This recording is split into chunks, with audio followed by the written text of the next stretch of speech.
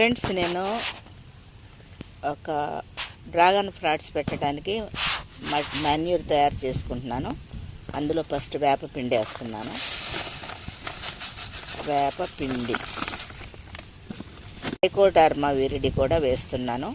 So కే powder కూడా వేస్తున్నాను. ఇందులో పొటాషియం బ్యాక్టీరియా ఉండటానికి ఏ బయో ఫర్టిలైజర్ దీన్ని కూడా వేస్తున్నామండి. కలర్ చూడండి, బ్లాక్ ఉంది. పోయి కొంచెం ఇది మైక్రో మిక్స్ ఎన్పికే అండి, దీన్ని కూడా వేస్తున్నాను నేను. అజో పౌడర్, అజో బ్యాక్టీరియా బయో ఫెర్టిలైజర్, దీన్ని కూడా వేస్తున్నాము ఇందులో. ఫ్రెండ్స్, ఇప్సమ్ సాల్ట్ కూడా వేస్తున్నాము. ఇంకా రెండు, ఇంకోటి okay, Epsom salt. Tobacco powder కూడా వేస్తున్నాము ఇందులో. 3-4 గుప్పులు వేసి, ఎక్కువ వేయలే.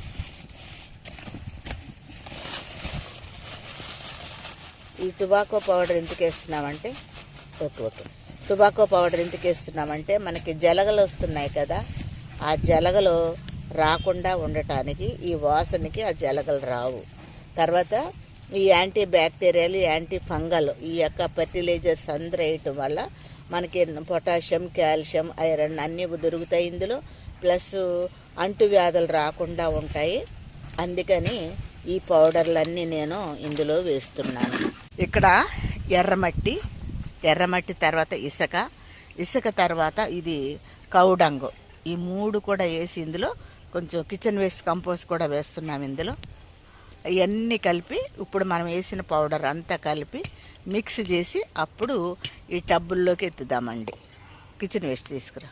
ఇవన్నీ ఇప్పుడు మనం మిక్స్ చేసిన తర్వాత ఆ బకెట్లోకి ఎత్తుదాం.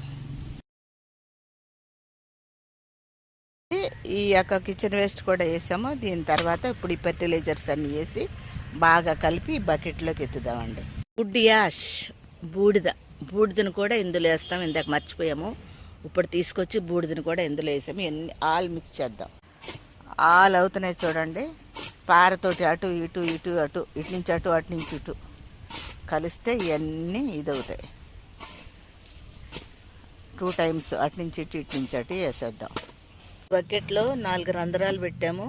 4 రంధ్రాలకి 4 రాళ్ళు పెట్టాము.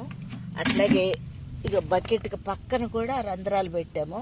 ఎందుకంటే కొన్నిసార్లు కింద బ్లాక్ అయినా కానీ ఆ పక్క నుంచి ఓవర్ వాటర్ బయటకు వచ్చేస్తుందని అట్లా పెట్టామన్నమాట. సో కొన్నిట్లోనేమో కొబ్బరి కొట్టిన ఆ మొక్కలు, చెక్కలు ఏమంటాం దాన్ని, పెంకు.